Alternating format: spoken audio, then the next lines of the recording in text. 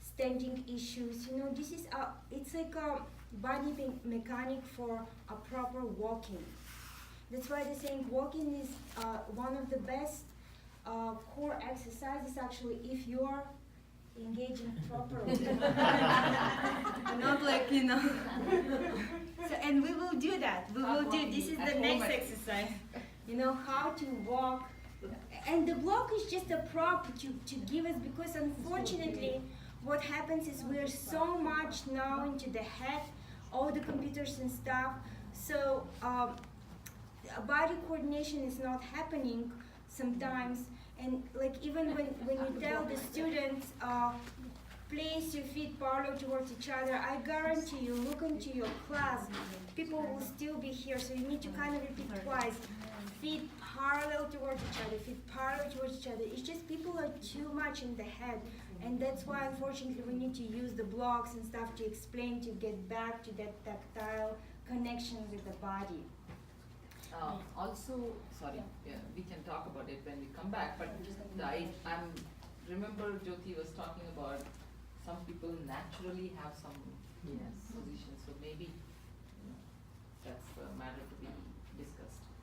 Should we always keep the feet parallel to each other? She said. The teacher training, actually Ram Swamiji suggested that if that is difficult, it's okay to separate the feet of Later on, as long as the feet are parallel to each other.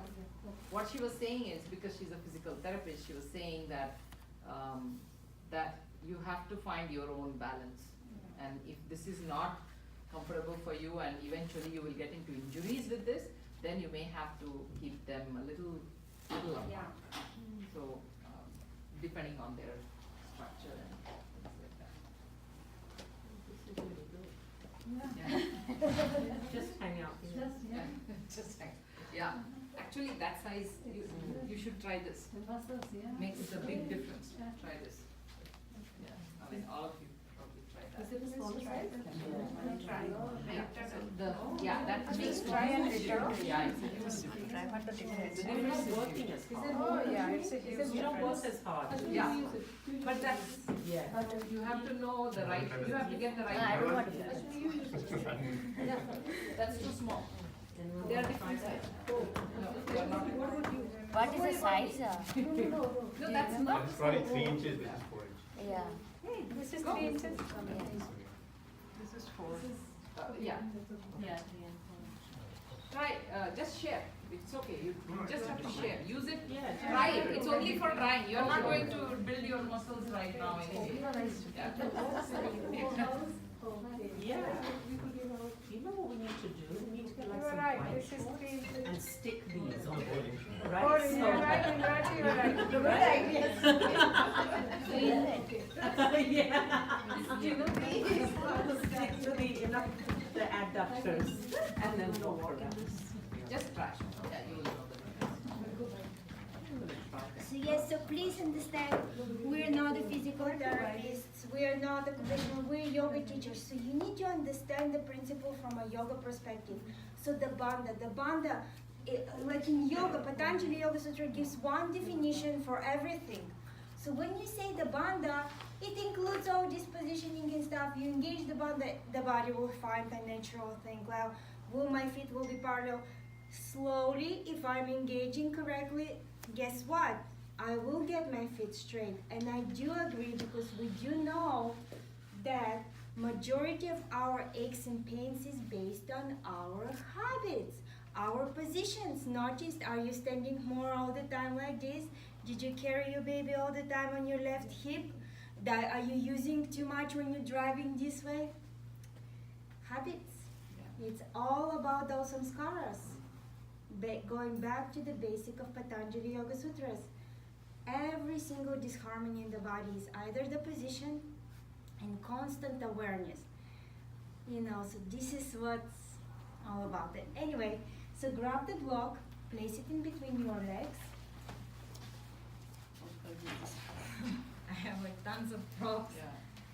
And That's the thinner one, right? This is thinner, yeah. It's a very good investment, guys. As a yoga teachers, because you never know who is gonna call you and stuff. Always good to get a couple of blocks, and sometimes even this is not so much engaged though. Yeah. No, this is not, that one, This is not good. I'm just That one showing, is good. this one is good, yeah, this one is good, yeah. Yeah. This is not at all, it's almost not having anything there. Yeah, but that's okay, you know, it's a kind of, yeah, it's, so you need to feel a good engagement, that size of block is the best. So now, I want you to, first of all, close your eyes, and start breathing with Ujjayi, and start engaging that area that I just thought we learn, right? Just start engaging either by placing your hands or not. Just breathe it to Ujjayi while squeezing the block.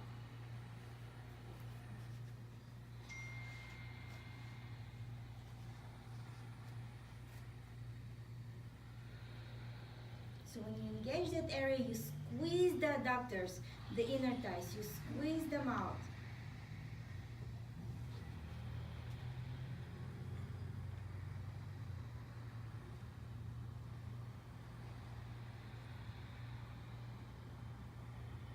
And slowly open your eyes.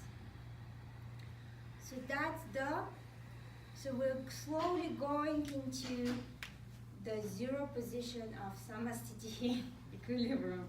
So what does it mean, zero position? Zero is full, it's complete, yet is nothing. Why is nothing? Because in this position, my body is so well aligned. It's so much in line with gravity, I don't even feel it. And this is the zero position. And that zero position happens by engaging the bandhas and feeling very, very light. So it's everything and nothing. You see how much it's samasthiti, the equilibrium, the zero. Zero is everything and is nothing. Right? So again, and then we're gonna start going into a little bit did she go over the neutral pelvis and stuff? Yeah. The Jyoti has done it, but see, that's the thing. Did She's she a- did yeah, she did ACS that. and PS? Yeah, she did She this. did this one. She did this. So yeah. then that makes my job very easy. But it's okay to go over that because everybody has different points of view. She's a physical therapist, she did her part. Uh-huh. That's why we bring all of these perspectives so that Right. we are not, otherwise they will have questions later. Oh, she said this, she said this. Okay. So it's okay to It's just okay to quickly go go over. over that. Yeah, because we need to go over downward dog as well. Yeah. So now, remember the Ujjayi, remember the Pilates engagement, Forget about, right now, for this class, forget about Uddiyana Bandha, just for this moment. Uddiyana Bandha or Jalandhara Bandha, or just remember the engagement of those muscles above your pubic and below your belly button. Just remember those engagements while squeezing the adductors, while breathing with Ujjayi breath, right? So now, I want you to squeeze the block, and as you can see, in order to squeeze the block, your feet automatically will come parallel, right? It's gonna be very hard for you to squeeze the block this way. Do you agree with me? Okay, let's try. Place the feet this way and squeeze the block again. It's not the same, right?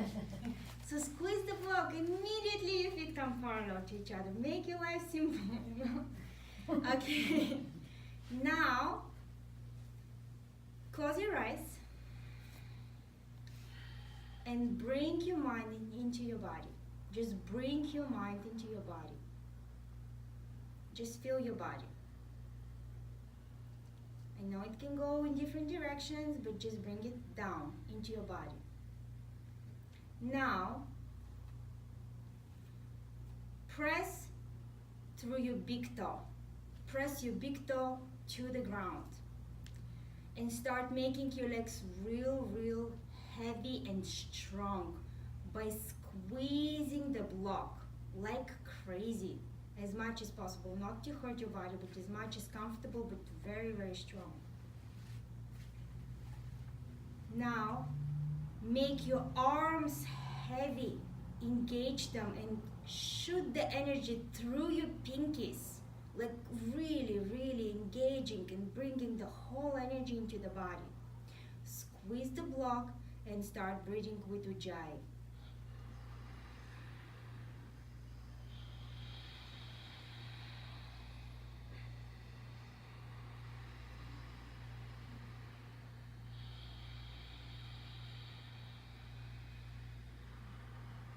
Keep engaging the legs. Legs are heavy, arms are heavy, stretching through the big toes and through the pinkies. Squeezing the block and breathing with Ujjayi.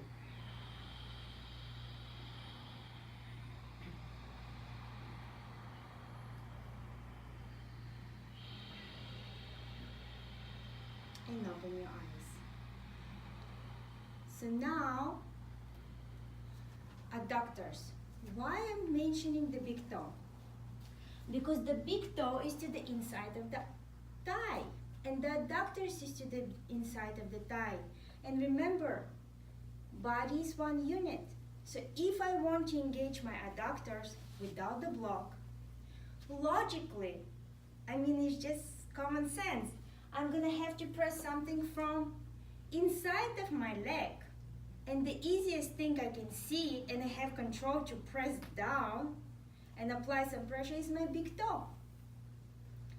That's why many people, when they teach bandhas, they say press through your big toes. Not for anything else, but to engage the inner thigh, to engage the adductors, and automatically to activate, it's like a switch. The whole anterior sling is activating. And your pelvis will start coming into neutral position. But again, for the purpose of learning, we're gonna feel the pelvis, and Georgie probably went through it. So there are anatomical points called anterior superior iliac spines, ASIS, right? You know that? Can you show me where is your ASIS. I want you to show me your ASIS. Where's your ASIS? Anterior superior iliac spinous. Where's your ASIS?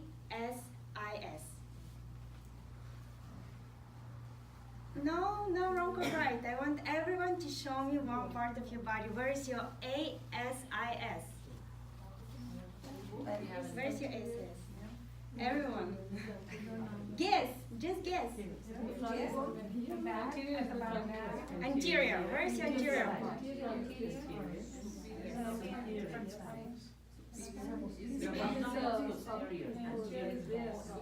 So look at this. Anterior. Anterior is fourth. Superior means on top. Iliac. Where is the iliac? Iliopsoas is Somewhere there. Yeah. So it's not over here. Definitely not here. Right? So it's going to be somewhere in the front of the body around my pelvic area. Right? Approximately it's here. Like here. Approximate, right? So one more time, everyone, show your body where is your ASIS. And tell your body what does ASIS stands for. Anterior, superior, spinous. Find the body and tell this, and then your body will tell you. Alright? Let's do this What is the S exercise. for? Anterior, superior, iliac, spinous. Okay. Alright, so find the body, your body, yeah? And tell your body where is your ASIS, and tell the body what it stands for, and then the body tells to you. Alright? Find the body.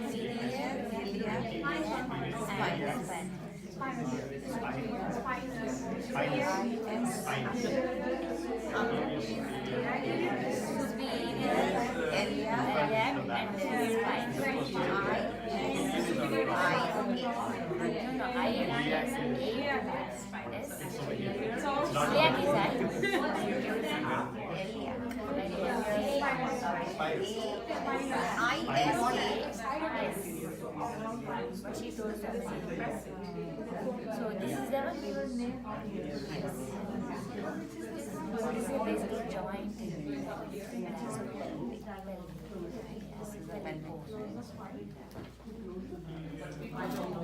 Yeah.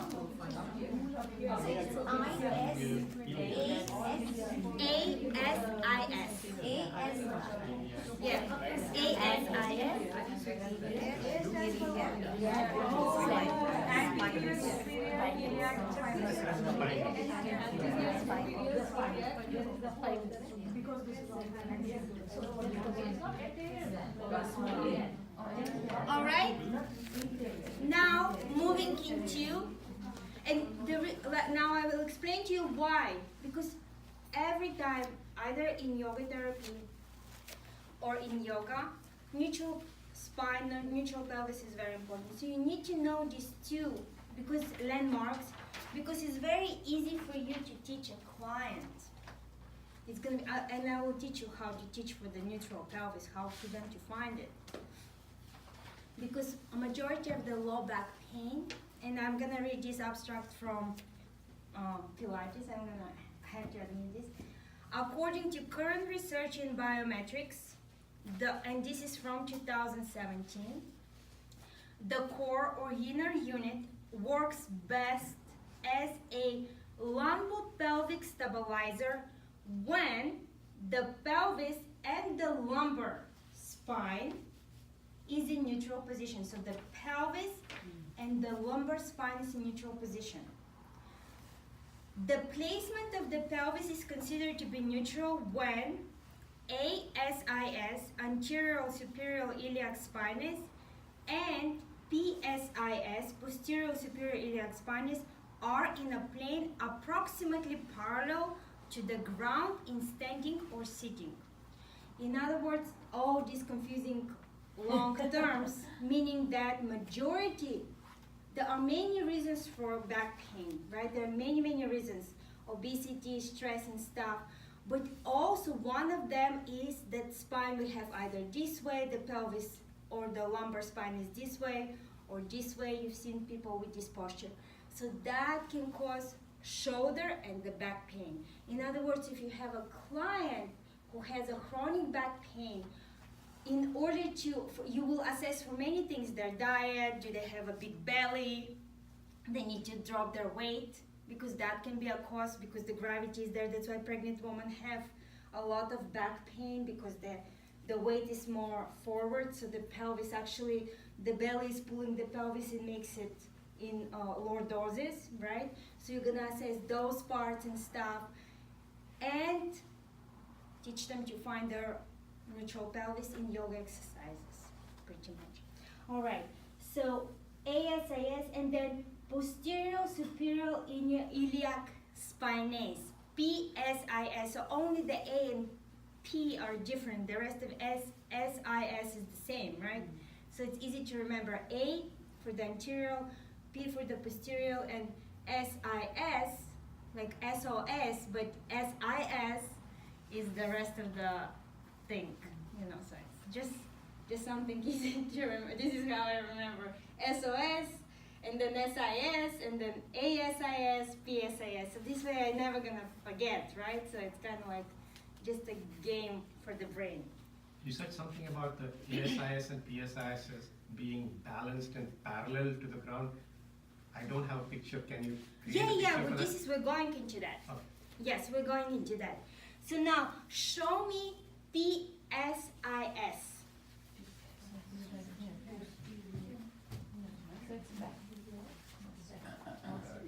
And again, remember the pelvic, right? Pelvic is not exactly, would not be so much towards the spine, but rather towards the hip, right? Type of thing. So it's somewhere here. Somewhere here. It's approximate, yeah. I mean, you know, you kind of have to feel it, like some kind of little wire over there, wire feeling. And again, you might need to press a little bit more. And sometimes what is also confusing is some people have a little bit more tissue on the gluteus. So we think they are lordotic, but yes, it does make them a little bit, but actually it's a visual confusion. So you have to really feel it. So now, take your block. So we're gonna add some more to all this puzzle. take your block, squeeze the thighs. Oh, before that, I'm sorry. Show your body and tell them what PSIS stands for. And show them where it Posterior, is. superior, iliac spinous. So after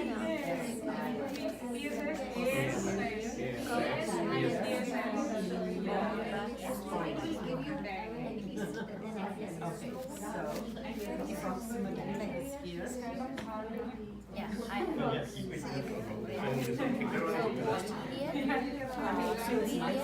iliac spinous. And I It was very interesting to see that you cannot press it.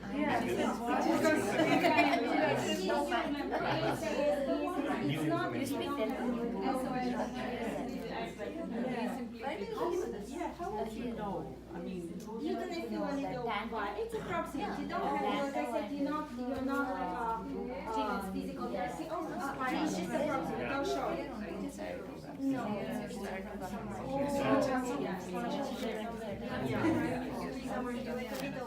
Alright, I would usually start from the front and The go back front like and that. then. yeah. Exactly. You can measure it. Yeah. That's it. Hold it like that. There is a, you can feel a, how should I say, it's as if you are engaging the pelvis. Okay, so let's come back again. Let's come back again. So now, okay. Yeah. So now take your index fingers and so basically this is the, do you remember how I mentioned to you about the front sling? This is the back sling of your core while walking. Or in other words, like Ashwini ji mentioned, it's easy to remember when you say your, or you, when you find your SASIS, you kind of make a draw line to the back and approximately there is your PSIS. But I want you to do it on the opposite side. So place one finger onto your ASIS to the right side and one finger to the PSIS to the left side, right? Now squeeze the block and start pushing forward and backwards. Just gentle movement with your fingers, forward and backwards. Yeah? And I want you to feel your fingers neutral. That's your neutral pelvis. Make sense? And you will know what I mean by neutral. Both fingers are in the same position. And it's very individual for everyone. And see if you tilt it this way, one finger, because fingers are very sensitive, especially the index finger. So when I'm tilting back, I immediately feel, oh, the pressure on my front is more than on my back. Or if I tilt forward, oh my God, the pressure on my forward is getting so much. So tilt back and forth and find, so the pressure is even. That's your neutral pelvis. Make sense? Yes. So that one. So now, let's do the exercise. We have very little minutes left. I always go over. Never end up finishing my agenda. Okay, so now, everyone, what is this? Together. ASIS. What is this? PSIS. Why do you need to know them? Neutral? Pelvis. Good. Now, close your eyes. Place your right hand on your ASIS, left index and index fingers to your PSIS, right index fingers to your ASIS. Press your big toes into the floor. Squeeze the block, in other words, your adductors. Start breathing with Ujjayi. Find your bandha.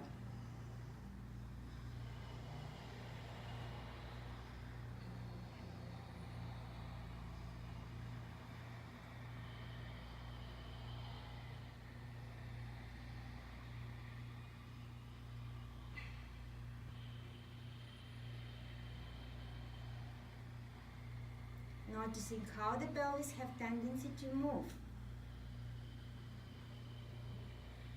And slowly open your eyes. So this is the lower part of Samastitihi. And I know it sounds very complex, but this is very, very optimal position. So now considering all of these parts, let's start walking with the block, placing the fingers on ASIS and PSIS, and feeling how the sling is moving when you're walking. And now we're gonna activate the jive. Breathe with the jive.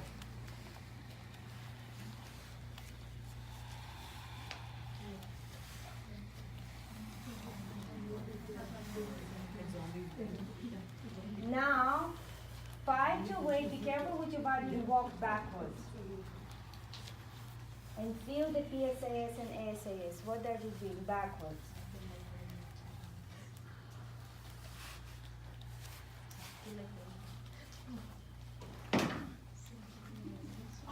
And slowly change. So this is the beauty of yoga, how much engagement these rishis invented. You know, how you can actually, if you are walking this way, you don't need much of yoga asanas. With all the yoga asanas, and then we're going to start with the, for one of the foundational yoga asanas, this is Samastitihi. This is the 0 point from where you need to start your asanas. If you maintain the Samastitihi, that kind of engagement in every asana, it becomes advanced yoga. This is what they call, even in the modern world, advanced yoga. I guarantee you, if you practice this way, you will be literally like those floating and flying and do miracles with your body. It's all there in your system. All right, so that's about, and again, we will have a session on bandhas, right? So we will, are we having a, like last year session on bandhas, like? We can do that. Like Shiramji, he was, we will go in details about Jalandhar Bandha, Uddiyana Bandha, and you know, just like by Hatha Yoga Pratikika. For now, just remember this engagement. This is what I want you to feel it as an experience, right? So engagement of the adductors, Ujjayi breath engagement, and neutral pelvis. And of course, the shoulders automatically will go back away from the ears and stretching through the pinkies. That's the Samastitihi, right? Next cyclic meditation that we are going to practice, please have those small blocks. We'll be standing in Tadasana and centering practice anyway. This is what we want to do with the blocks. So that will give you, and remember Jyoti, see, I just want to say what are the principles that she said. Just Jyoti said in a different language, that's all. She was saying pick up the curvature. Remember how to pick up the curvature? She said put your feet down and slightly, see what you're doing when you pick up the curvature? She said have the curvature, right? That means you have to press the front toe, just a bit. Remember she said do it a lot and then like just reduce it to just a bit so that you're not over engaging, because over engaging means abuse. So that is exactly what she's trying to say. I'm just the terminology is different. That's all here. And of course she didn't explain like all the way that Eka explained, but for the most part she was saying pick up the curvature. And since then my posture has improved tremendously. I didn't realize that pick up Lift the the curvature arches, part. or the So other lift the arches. Lift the arches. Yeah. yes. So the lifting the arches means pressing the toes. Just a bit. He said it has to be just a bit. So we have to understand that while all of this like practice for really over engaging is fine, but eventually if you have to stand for a long time, then you have to do it just enough to be able to stand. And the beauty about it that this is what's yeah. Yes, yeah. sir. Yeah. Okay, great. Very good. And the beauty about it, you know, the body is so intelligent that once you practice a little bit with the blocks, the body will remember. It's going to be imprinted in your body. It's going to be a healthy samskara, so you always will remember. So the prop is really for us to teach the sensation, because the whole body, the skin, the nerve endings, they are all sensory, very sensitive, meaning we don't have only eyes. Skin is also sensation. So the skin remembers, the muscle remembers, they call it muscle memory. And then you're gonna start slowly engaging this in your practice. It's gonna become effortless. The props is just for you to bring your attention towards it. Okay? And then I guess downward dog Yeah. next time, right? Or it's okay. You want to finish, that's fine, under 5-10 minutes. It's Okay. So I'm just gonna, we will go in details. So I have this chair. So again, finding a neutral. Downward facing dog. So downward facing dog, I'm gonna place this towards the wall so it doesn't slide. First of all, downward facing dog is one of the foundations of one of the easiest postures to feel and engage all three bandhas. All three bandhas is very easy, but what happens is with downward facing dog, people have several issues. The pressure goes too much into the hands, which it's not supposed to be, and they start complaining of wrist pain. So this was the purpose for me, because it's, so one thing you have to remember in downward facing dog is number one is one of the best postures to experience the Tribandha, meaning easiest posture, right? Not the best, but easiest. And then the majority of the weight needs to be on your legs, because your legs are bigger than your arms. As simple as that. But it's still, if people complain of wrist pain, you as a yoga teacher can tell them, okay, that's fine, roll your mat, make a cushion with your own mat, and place your hands again here. So this way you kind of protect it, because the body mechanic is not there yet. So that can be one what I wanted to show you about downward dog. You have a wrist problem, that's okay. I'm not a big fan of knuckles. Sorry, Srinaji, because knuckles are and fingers are also. I feel that this is better method to have a cushion, and it really does not hurt much. Just to make a cushion and use the only problem with that is, Yeah. see, some people have this problem with the wrist where they cannot do this. Yeah. Then, Then I'm knuckles not can even be. suggesting that this has to be done for a long time. Yeah. If they have to just be there for a With short a time, short time, yeah, then maybe this knuckles. stays straight. Yeah. But whereas when they do this, no matter what they Yeah. use, the wrists are always bent like this, and Yeah. there is this carpal tunnel issue. Carpal tunnel issue.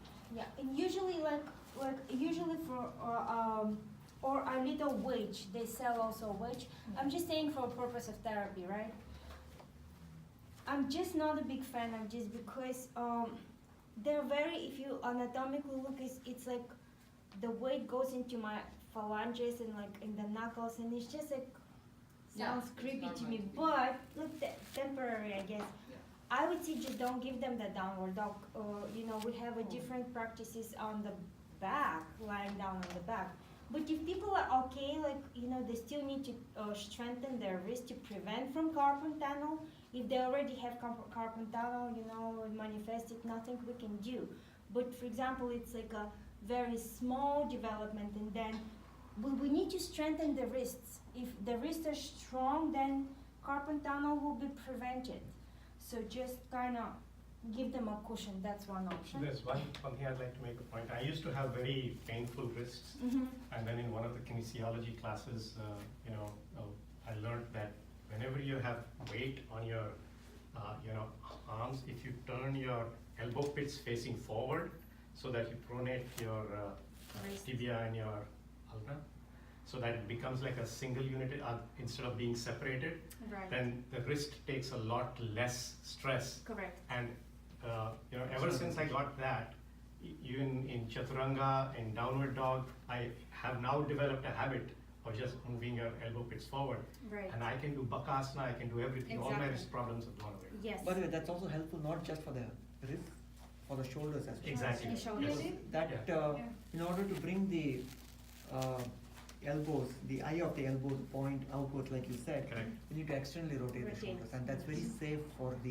The other way rotator cuff. to sort of prompt it is to tell them to put your shoulder blades together also. That's also similar prompt kind of works. Yeah. If As long as that doesn't cause the hyperextension of elbows. Correct. That can cause hyperextension of elbows, and if you are a teacher watching and giving that instruction, you have to observe them, and if that sudden, this one causes them to go Yeah, some hyperextend people like are- that, Yeah. like that, see, not this, but this, they Some- will yeah, start some- looking like this with respect to elbows, and that's very bad.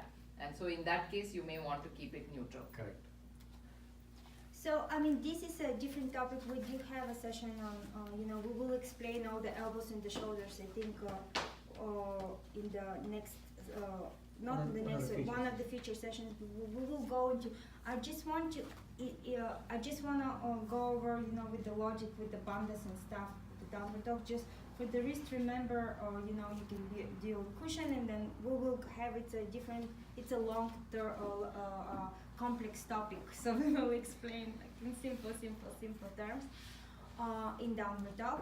Or one more exercise I'm gonna show you from kinesiology perspective, alright? So this one is very simple, right? The knuckles can be like worst case scenario. I'm not gonna recommend it though.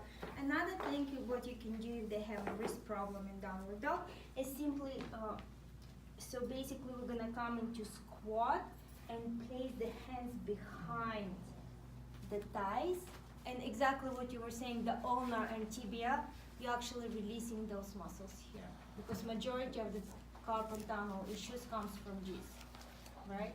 But again, this is a little bit detour from the bandha topic, but because downward facing dog is here, so all of you can try. So place your hands behind your thighs and use your legs to squeeze those muscles. And then you're gonna open and close the arm. Open and close. Open and close. Right, so this is a lot of massaging, a lot of release that's happening, right? Does it help? Yes. So very simple, because sometimes we go into explaining so complex, as everything needs to be simple. This is my theory. And then shake your hands. Yeah, makes sense? So every time you kind of experience, you can massage that thing. But it will happen eventually. So now I'll go only until the part of engaging the legs. So how can you teach the student to engage the legs? If you see, so number one, you can use a chair. This chair, almost everyone has it at home, and you can buy it in a yoga store. It's called yoga chair in Iyengar. And so you're gonna teach it by placing against the wall and coming in something called modified downward dog position. In other words, again, I'm gonna engage my bandha here, and basically, usually people can kind of understand the Uddiyana Bandha, but we'll go over it. Jandhara Bandha, but this part is kind of not very connected. So you're gonna place the middle of your hand on the chair. You're gonna press your hands so much that the whole weight is going into your legs. And here in this modified downward dog, my hips, knees, and ankles are almost in one line. So this is how I'm gonna, because see, sometimes people have short hamstrings, the hamstrings are shorter, sometimes the back is there, so sometimes they really cannot feel the downward dog.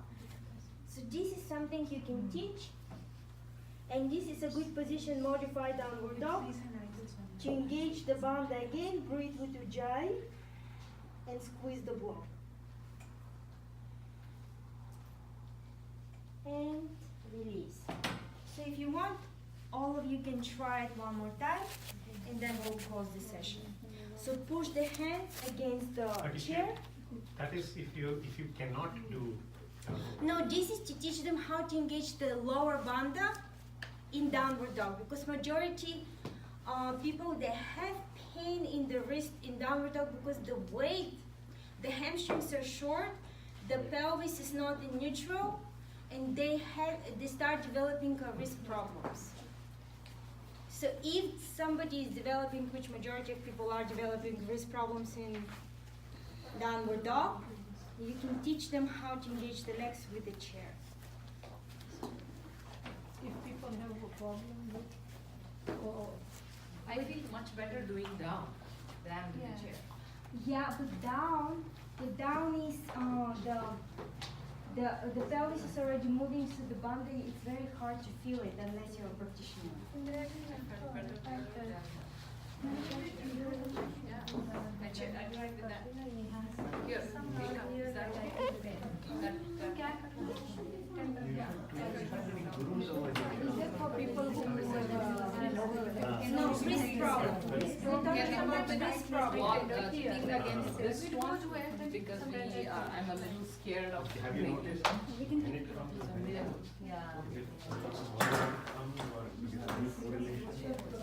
next time you have it happen, see what is happening around I think that is at the same level as the as to whether it is internal sleeping, but that's what you have to Yeah, find out. there are when it chairs there. happens. You can grab it. Observe what you do before and after when it happens, and also observe when it goes away what we But I felt down better. So that way you will be able to see the difference and you'll be able to tell exactly why it is The happening. weight into your Try legs. bigger block. So the pelvis goes back.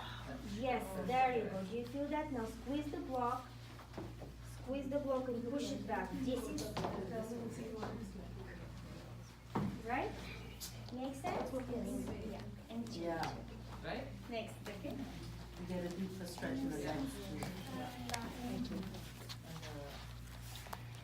if you go to the other one, Place the head. It's much deeper. yeah. Push the weight into your legs. Squeeze the block. Going The pelvis goes back. normally we will be keeping like this. Yes. Fire. So press it once with the chair. Press, yes. There. Now squeeze it. You're supposed to align your hip, knee, and Yes. So Nikita, you go up first, just regular, and then turn. Yes. From the chair. and then hold And the see that, So this is very good see that if, you're if keeping there it is just like a this. modification, And if there there is a is, wrist problem or low back pain, this Got is a modified. Okay, so that you will be downward having a good dog. grip. Keep your middle finger in the Squeeze the middle. block. Turn it this way. Yeah. Exactly. And then get this thing facing forward. How would you do that? So no, just stay there. Just have a Just tendency, rotation. just a little tendency to keep it like this. But for your hand still remains. Yeah, hand still remains there. Just have a slight tendency to keep these like So your pelvis goes back. So your pelvis, knee and ankle are I can breathe. Yeah, Yeah, it's better on your wrist for sure. Yes, definitely. definitely breathe. nice. See? When you have that tendency to People do this, cannot. Yeah, so consciously try. Yeah. Even in cat and cow stretch, Yes. all the stretches. Yeah, even today morning it started hurting me when we and were. down, Cat and cow also you should be. Chaturanga is very important. Yes, This is Chaturanga until is you start feeling And like if you're you stronger. do Then you go Ashwasana Very Ah. close. Okay, there so there is press not it, supposed to be squeeze too the much block, weight. But that nice. is where you can Now see learn what to you get need? it forward. Got it. Okay. Press against the chair, yeah. Now bring the pelvis back, nice. So the pelvis, knees and ankles are involved. Press it back, nice. Squeeze the block, you see? And change. Even without block also. The legs. Yeah. Main thing is that we didn't block, concentrate before. yeah, block gives you the awareness. Awareness, yes. Yeah, block made a big difference. Yes. Gives you the awareness. Yeah, because no, then you can know that you are actually. Something is happening. Yeah. Without, even without block, if you observe, you will be feeling that. Yes, that's true. But we don't have that tendency to. Now press nicely like this. Good one. You know, this TJ Maxx here. Yeah, I did it on chair too. It was like $6. Yeah, but for the arms, I was just On your way. noticing that I was like, So I want you to really feel the pressure in the hands. That Like never ends. pressing again. Yes. Now press. And legs strong. So pelvis back. Knees, ankles and pelvis involved. Keep pressing in opposite direction, keep squeezing the block. Yeah? Makes sense? And change. Nice, good job. So this chair is a little bit lower. So the height needs to be yogic chair. Because when it's lower, a little bit more. But that's okay. That's okay. This is a little bit more short. We don't have a good chair. That is You like it? It's good, right? Very nice. not the correct You were here, so you could tell me go back. But you, it's an internal sensation. Now your body will remember you'll find it. Only in internal rotation you can do that. Yeah. So I want your hands to be on the edge. Too much. And press it. Now step back. It's safer. Squeeze the block and weight is on your no, we have to neck. Keep extend pressing it. against the chair. Keep pressing. So the hips, Yes. knees, and ankles in one line. So maybe a shoulder step, just a little bit short, tiny bit short. Yes. And then press against the chest. Yes. Engage the legs strong. Yeah, so that your shoulder can also Don't go too far. Wow. You felt it? Isn't that nice? Hips and hips, knees and ankles relatively in one line. Yeah. So bigger step, bigger step. Now, see now already the pelvis is a little bit, so for her needs to press it in order to bring it. Press it back. So press against the chair. Keep the hands on the edge. Press against the chair. Bring the pelvis back. Keep pressing, keep pressing. No, you're losing the connection with your hands. Right? So keep pressing, right? So in one line is 90 Squeeze. degrees? Yeah, I mean approximately, yeah. So this is the feeling. Yeah. Yeah? Yes. Make sense? Yes, I can feel it. All right, I want to try that. Thank you. You're welcome. Step back. Nice. Squeeze. And now push it back. Keep pressing against the chair. Press it. Just like that. Yeah? Nice. Right? So, I mean, people have different conditions, but doesn't mean that they need to stop the yoga because they are engaging the bandha. Forget about talking about the dhyana jambas. Say engage the bandha to begin with. That's why it's very No, no. Ujjayi. Ujjayi. So you stay here. See, this was anterior. This is the, and you breathe with Ujjayi. Engage the bandha, right?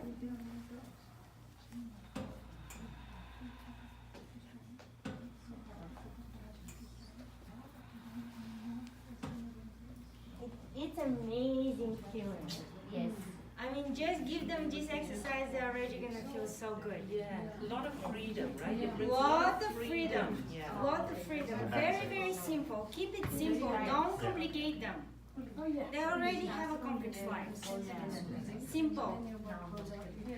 Thank you. I went 20 minutes over time as always. I apologize for that. All right. Thank you, Eka. And if you don't mind, just to return the blocks. Because I'm Oh yes, we mind returning the blocks. That's fine. Excuse me.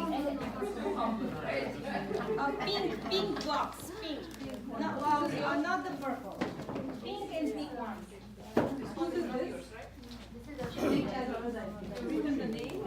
No, I have not actually.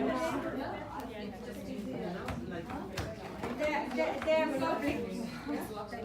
Thank you. Okay, so yeah, I mean there are also like we will. So this is for now. Just remember this because of the bandha. There are like Indraji said. We will go over downward dog. The reason I brought these blocks is there is a practice, you know, to make it on the block already if the person is feeling better. You know, internal rotation of the shoulders, external rotation of the shoulders, internal rotation of the wrist. But just remember simple for this session, the basics, and then we'll go over the rest of it later. Thank you. Thank you, Eka. So next session is, sorry, I cannot wait because we are already late. Cyclic meditation.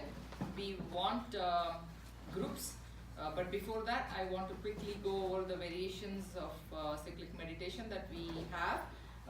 The philosophy of cyclic meditation in terms of 2-3 things we do, which is centering first of all, and then side bending, forward bending, backward bending. These are the 3 bends, simple bends. The reason asanas have to be simple and the bends have to be simple is because that way we are not focusing on very complicated twist, for example, which might require you to, there's so many intricacies, we don't want to get into that. So the basic side bending, forward bending, backward bending. And the philosophy is backward bend first and forward bend later. If you can do that. That's why we do Ardha Chakrasana followed by Padahastasana, because Ardha Chakrasana gives you stimulation, Padahastasana gives you relaxation. And you could, on the other hand, you could also, so that's why Veena did Ushtrasana and then Paschimottanasana, right? You could also do Paschimottanasana and then Ushtrasana followed by Shashankasana. That's also possible. So that way you are getting the forward bend and then you are getting the back bend and you are getting the relaxation through forward bend. Then chanting.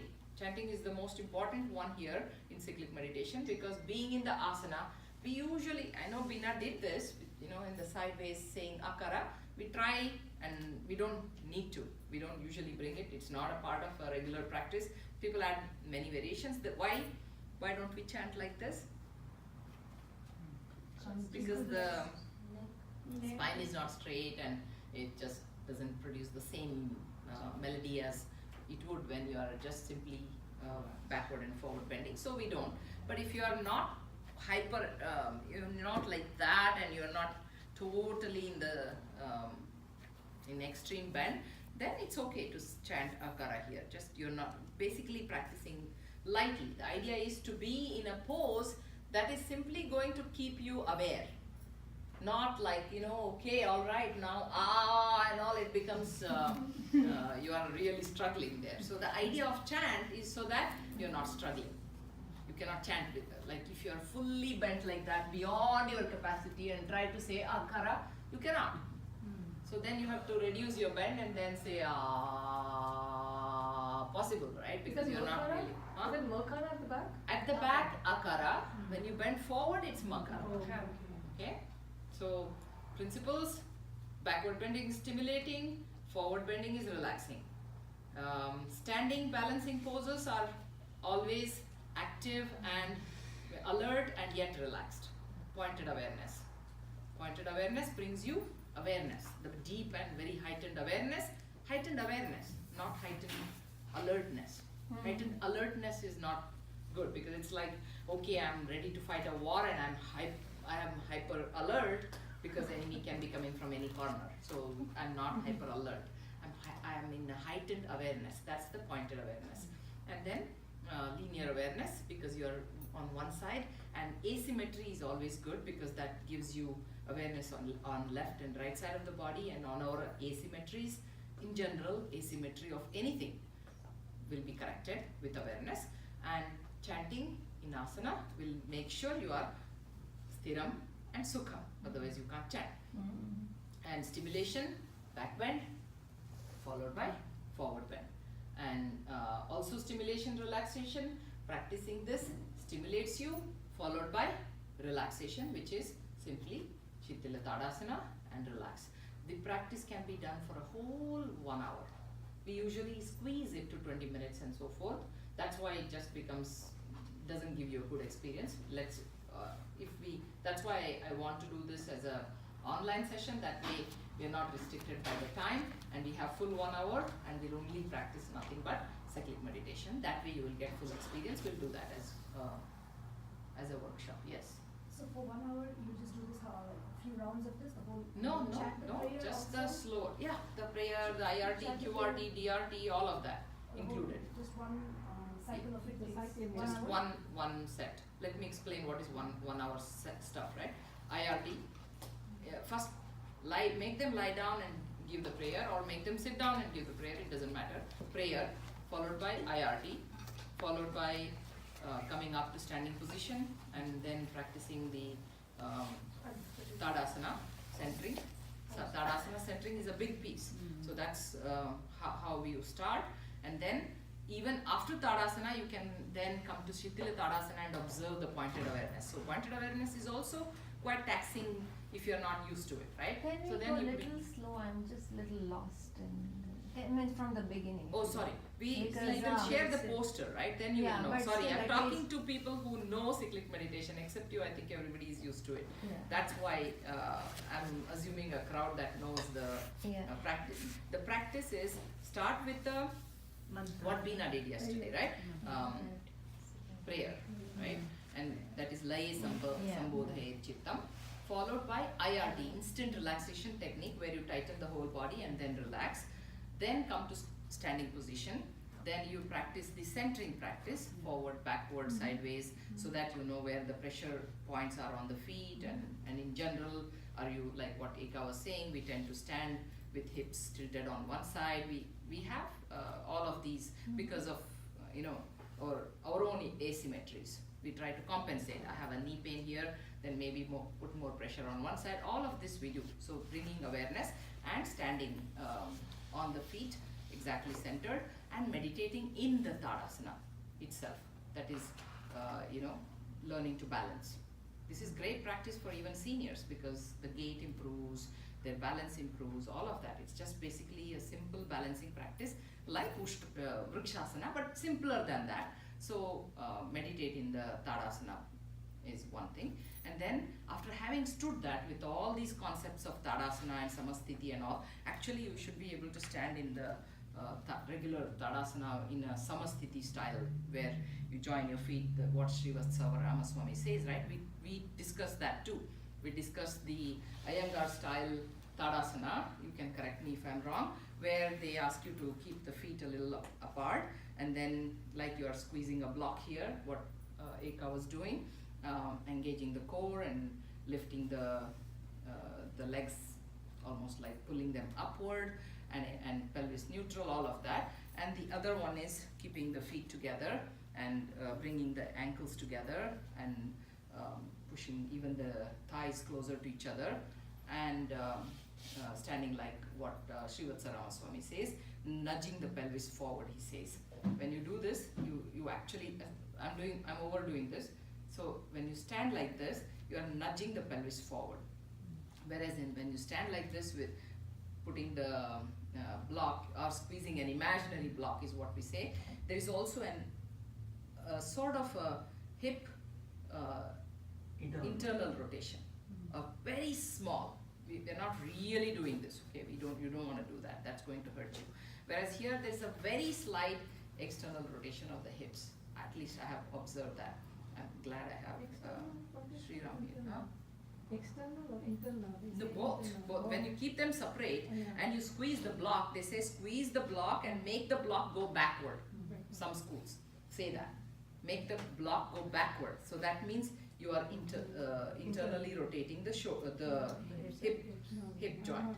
Whereas when you join them together and you nudge the pelvis forward, what exactly happens? It's the opposite. We have done all this in the first week and I don't want to repeat this, but please go through that, challenge me and bring it over here. Do try and bring it over here. Sriram is here, Eka is here, so we'll be discussing these matters, but you have to try it. So only then you will know what's happening, right? So that is Tadasana. With those principles of Tadasana, start practicing these, right? Next time when we practice cyclic meditation, we'll practice with the block in between, squeezing, so that there is a very slight engagement of internal rotation of the hip joints, and then you engage the bandha and you stand and you relax and breathe.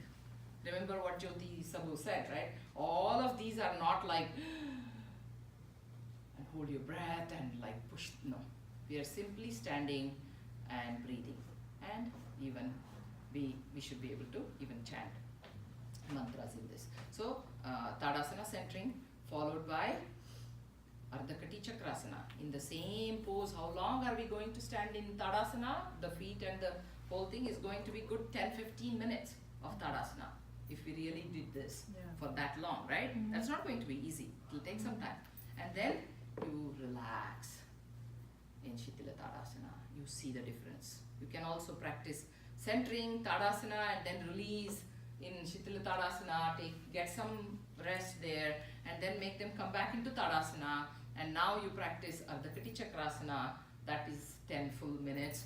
of Ardhakati Chakrasana if you can go up that long. I mean, many cannot. That's an advanced pose because by the time they reach here, they want to come back. So this happens. So in an advanced case, you can practice this for 10 minutes. That's not even much. Okay. Then you go give them standing asanas, then sitting asanas. So standing asanas, what do? In here, we do the backward bend, lengthen the spine, take the elbows together, and push the pelvis forward and bend back. And now, chin. If you do this, can you chant Akara? It's very hard.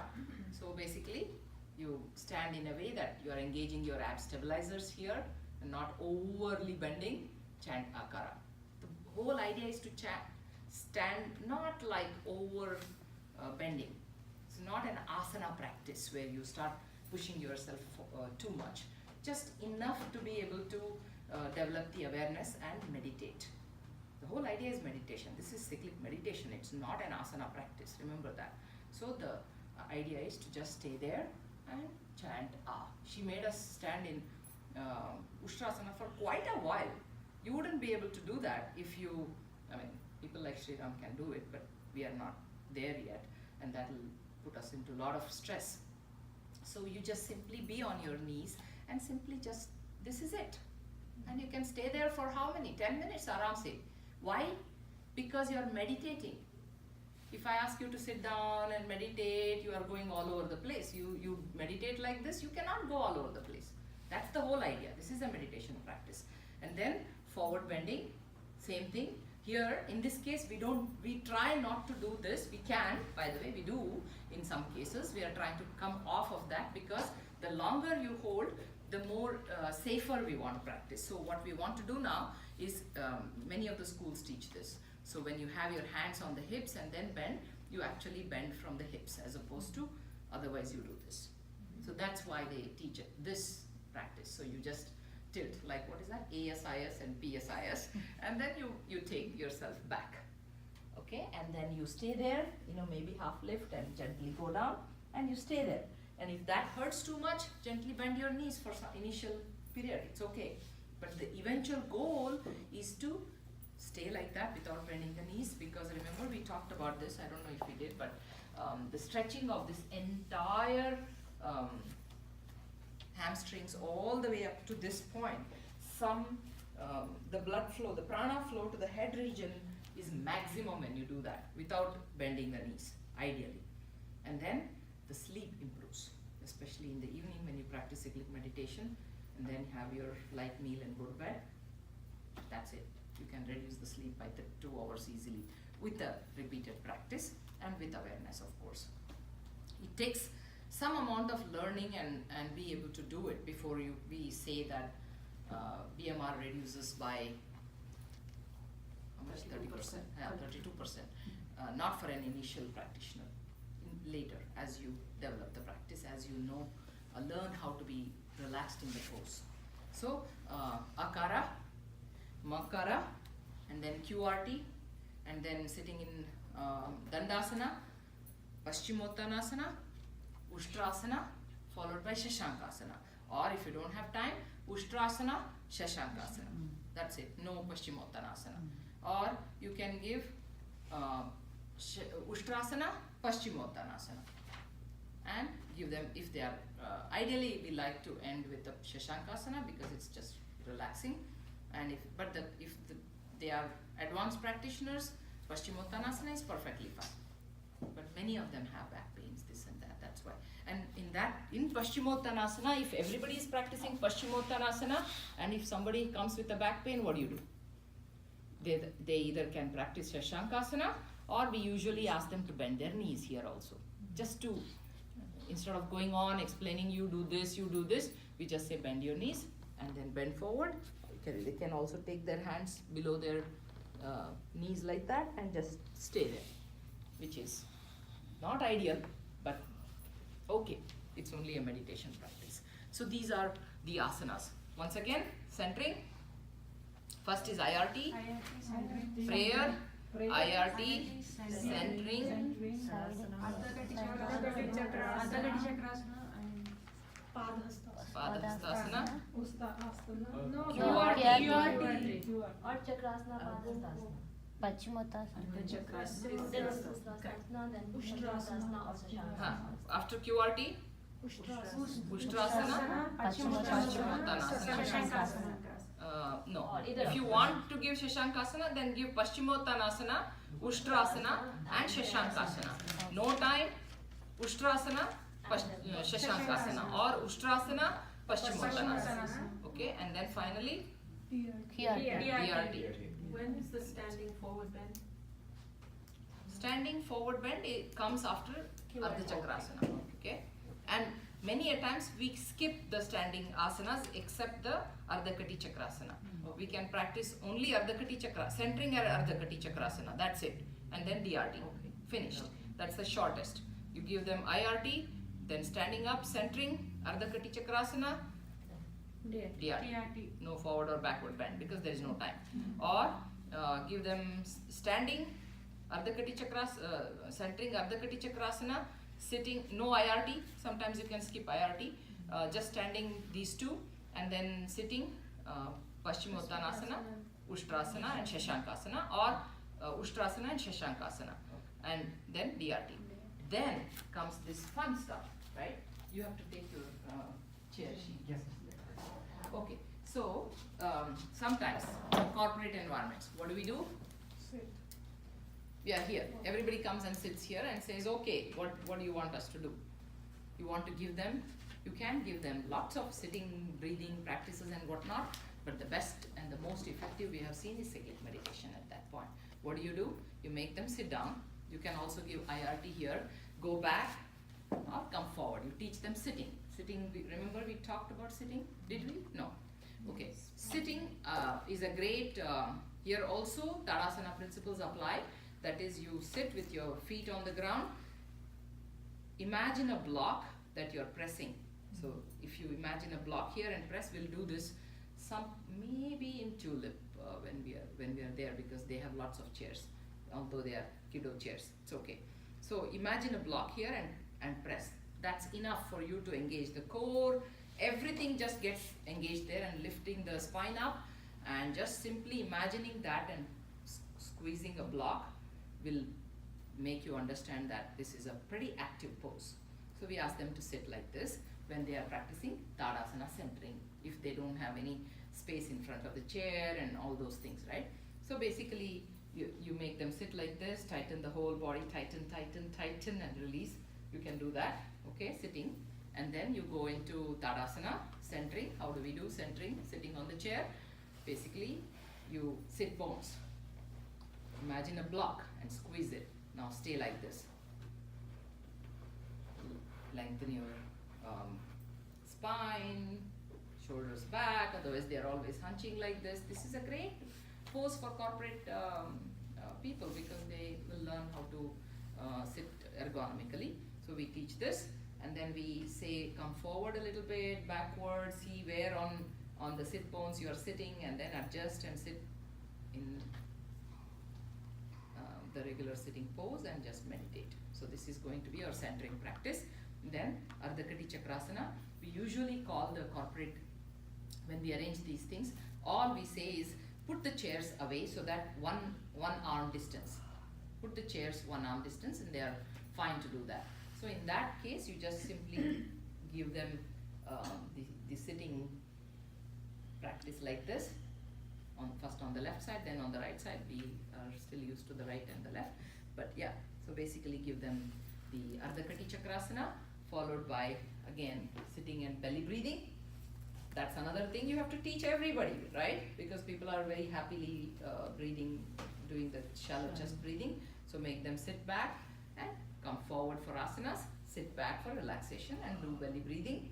And give them 3 akaras, usual QRT, they'll be fine. Then come back to the front, and now backward bend and forward bend. Take your hands back and gently staying there, bend back, chant akara, and then bending forward. Again, hold your hips so that you don't bend like this. Bend forward, bring your, it's actually very nice because you can bring your abdomen on the thigh and bring your head down. There's always people with hypertension. So in that case, you just simply ask them to keep their head up, or they can also do this, or they can do this. Head on the thigh, if that's possible.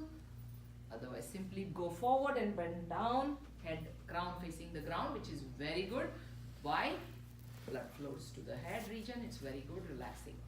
Makara chanting on in the forward bend. And finally, sitting back, stretch the legs in front of you. Let us bring awareness from toe to head, and progressive muscle relaxation, which is our DRT.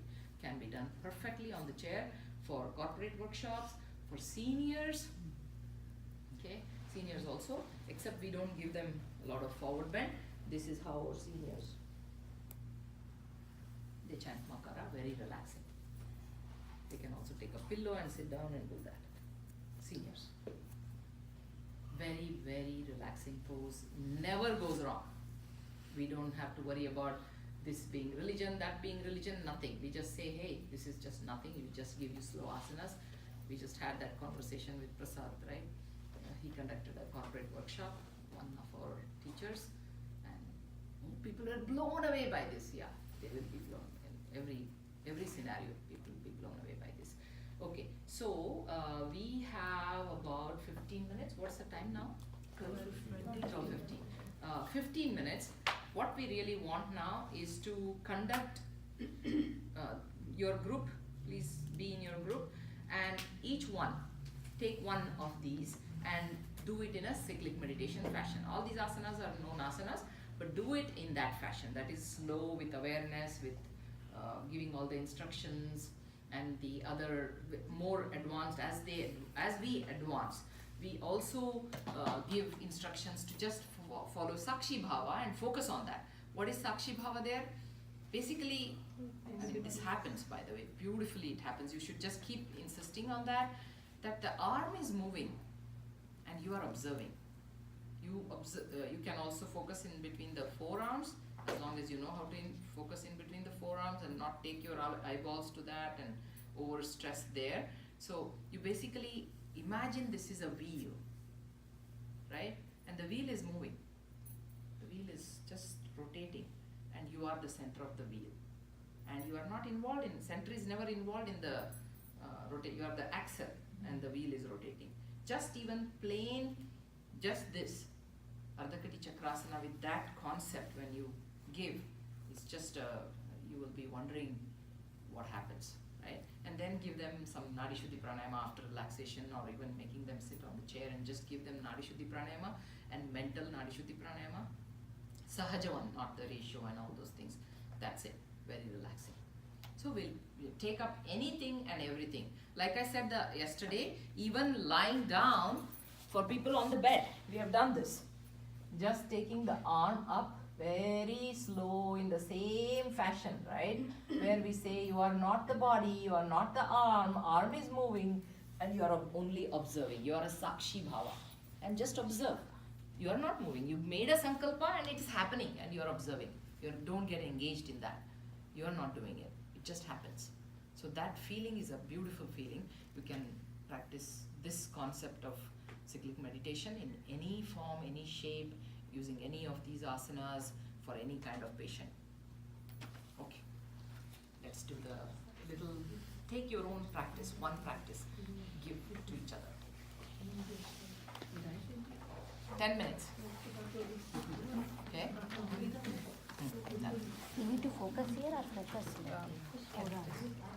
This one, yeah. Sorry? The center of the...